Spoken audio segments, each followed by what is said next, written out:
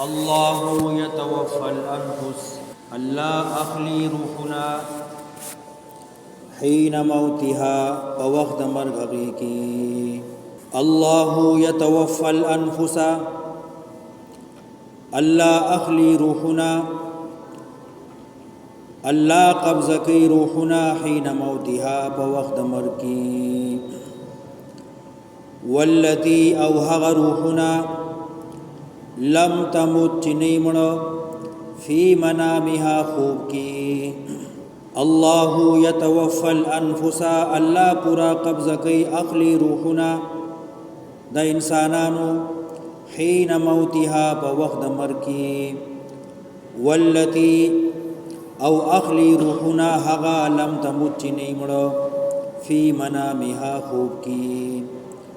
فیمسکون حصار کی ٹنکی التی ہغ روح قضا علیها الموتا چی فیصلی کری اغبانی د مرگ ویرسل الاخرى پریدی نور روحنا الى اجل مسمى ترنیٹی مقررہ ان فی ذالک یقینا پدی کی لآیات دلائل دی عبرت دی لقوم حق قوم لرا یتفکرون چی سوچ فکر کئی کله د انسان بدن نه روح واخلی نو بیا ورته نه واپس کئی مرگ براولی او کله د خوب کی روح تی نه واخلی خو بیا پاسی بیا ول روح واپس کی نو الله د انسانانو روحونه اخلی او پریدي چا منی چې د مرگ فیصله وشي هغه روح ایثار کی ټینګي کی فیمسک او د چا چې لا د مرگ نیټه مقرره نه نو دا روح پریدي ويرسل ان فی ذلک یقینا بدی کی لآیات دلائل دی عبرت دی لقوم یتفکرون د پاره د هغه چا چې سوچ فکر کوي ام اتخذوا زجر آیا دی نوی من دون اللہ ما سوا دا اللہ نا شفعاء خلاصون کی شفعاء سفارشیان سوک چی دا اللہ نا ما سوا بل سوک خلاصون کے گنی قل نعویا پیغمبرا اولو کانو لا یملکون شیئا اگر کدی واق نلری اختیار نلری دہیشی ولا يعقلون او نپوهیږي په حال دچا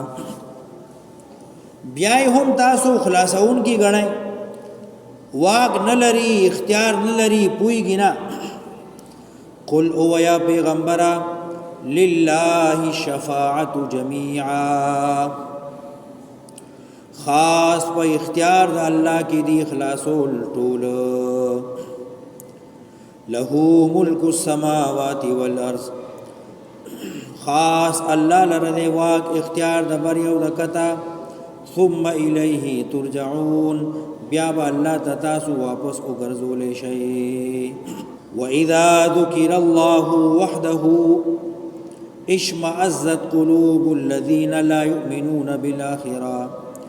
واذا ذکر الذين من دونه اذا هم يستبشرون حالت د کافرو د مشرکانو د مبتدعين واذا ذکر الله کلچی یاد کړي شي الله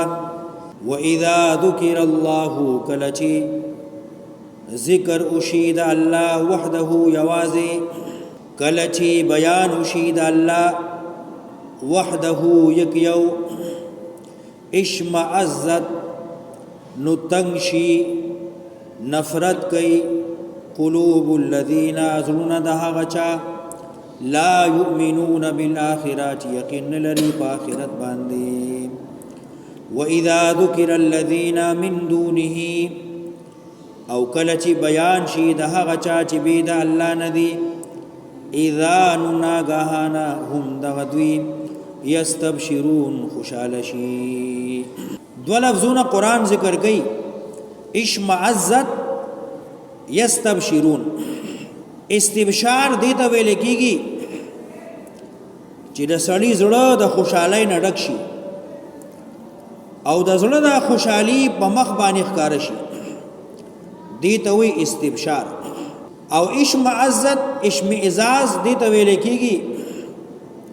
چې د سړی زړه د غصې نه د خفقان نه ډکی او د زړه د خفقان او غصه په مخ باندې ښکار شي او چولې تریونه ولې دی ته وی اشمئزاز. د کافرو او د مشرکانو څوک چې آخرت نه مني یقین نه لري اغه ته چې کله توحید د الله بیانای نو د دې زړونه تنگ شي نفرت کوي او زړونه د غصې نه ډک شي او چې کله ورته د دې د بوتانو ذکر کوي یا د الہو یا چې څوک دی رامنی او هغه ته را مدد شوی دا غي ذکر او نو بیا ډیر زیات خوشحاليږي. دارنګ د دې زماني مبتدعين چې کله ورته د الله وحدانیت بیانای د نبی علیہ الصلوۃ والسلام سنت ورته بیانای نو دی به خپګيږي او چې کله ورته قوالیانې کوي او دارنګي نور هغه شذونه چې کم کې دي اخته دي نو باغی ځان خوشاله. وَإِذَا ذُكِرَ اللَّهُ وَحْدَهُ اشْمَأَزَّتْ قُلُوبُ الَّذِينَ لَا يُؤْمِنُونَ بِالْآخِرَةِ کله چې بیانېږي توحید د الله نو نفرت کې زړونه د هغه چا چې ایمان نه راوړي په آخرت او کله چې بیانېږي ورته هغه څوک چې بيد الله نه دي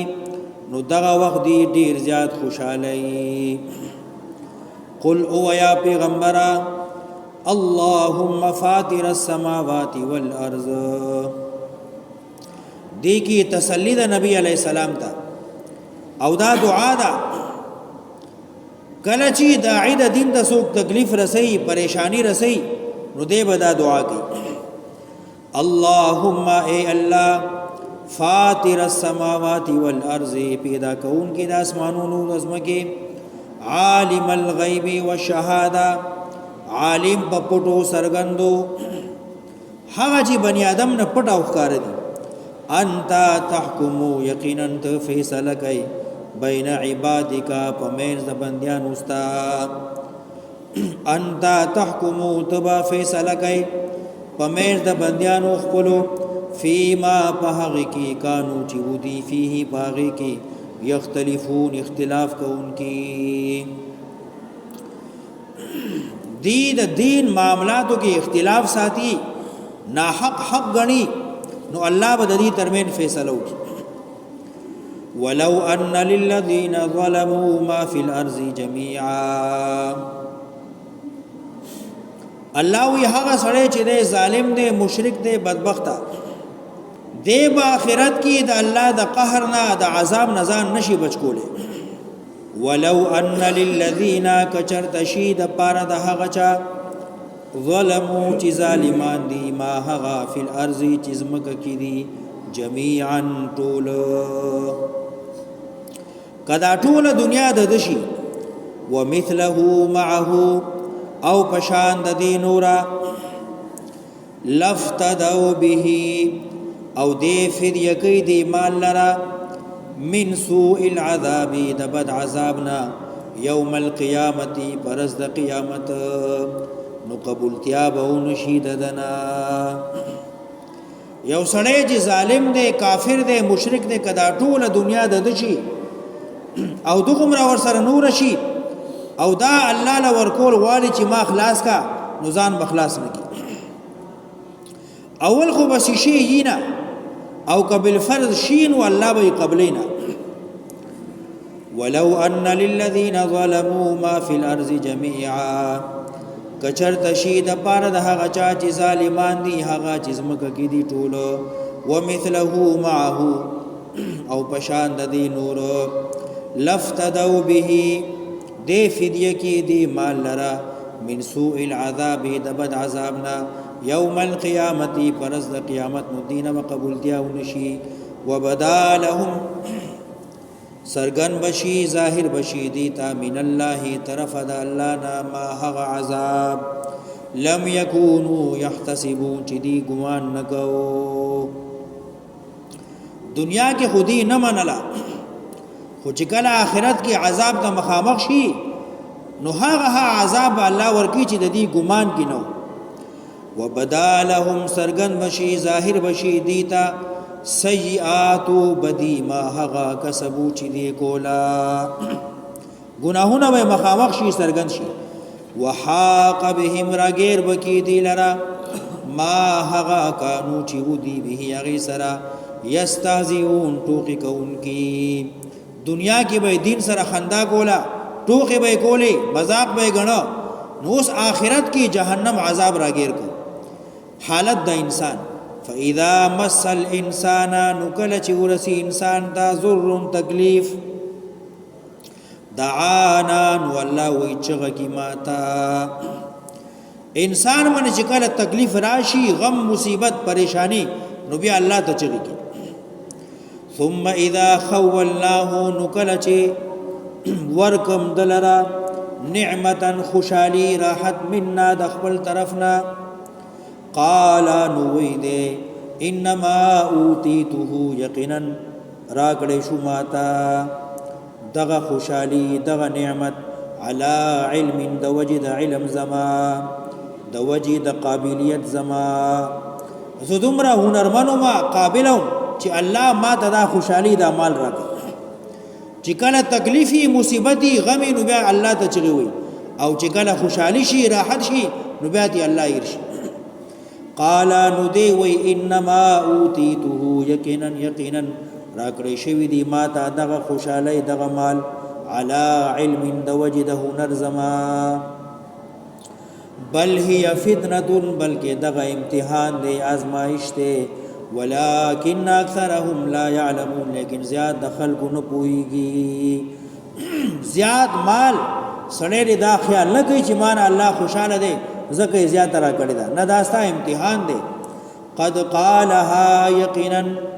ویلی وا دغه کلمه الذين هغچا من قبلهم چې مخکې د دینو قارون هم لوی مالدار او دغه خبره کړی وا چې زما د مال زما د هنر د وجې دی فما اغنا عنهم نفایده ورنکړه دیتا ما هغه کانو یکسبون چې دی ګټه کړی وا فاصحابهم ابرسیږي دیتا سیئات سزا ما د هغه کسبو چې دی دنیا کې کولا والذین ظلموا او هغه کسان چې ظالمان دي من هؤلاء دنیا کې سيصيبهم زردا چې وبرسي دیتا سیئات سزا بدی ما د هغه کسبو چې دی کولا وما هم بمعجزين او ندی دی الله نخلاصي دونکي ایسوک الله عاجز کول نشي نه د الله نه پټې دی شي نه د الله نه خلاصي دی شي اولم يعلموا ايدين پويږي ان الله يبسط الرزق یقینا الله فراخ کی روزي رزق مال لمن يشاء چاله چی خو خشي ويقدر تنگي دا الله امتحان دی چاله زیاده ورکی چاله لگا ان فی ذلک یقینا بدی کی لآیات دلائل دی لقوم حق قوم لرا یؤمنون چې یقین کوي باور کوي په الله دا صورت نمبر دی 1:40 یعنی یو کم سلوختم نمبر صورت دی صورت زمر او دا کتابونو خوا کې لیکلي دي د 200 آیات نه دا شروع شو 42 نمبر آیات نه تر 250 پورې دا ویل شو یعنی 52 نمبر آیات پورې دا ویل شو په ترجمه سره په اردو کې تم لیکلي پښتو کې بای ویډیو کو په خوښ شوي نو مخه ته شیر کړئ او لایک هم کړئ ان شاء الله تاسو لایک کړئ نورې ویډیوګانې به تاسو ته ملاویږي او شیر کړئ د الله د رضامندۍ په نیت باندې څوک چې د قرآن پاک یو آیات ترجمه صرف ووري الله پاک وته د 10 رکعاتو نفل نه زیات اجر ورکړي نو سوره خلق چې اوري نو تاسو ته هم د فی کس د 0 رکعاتو نفل اجر ملاویږي الله هم خوشاله کا الله هم ضرورت پوره کا خپل غیب نه امین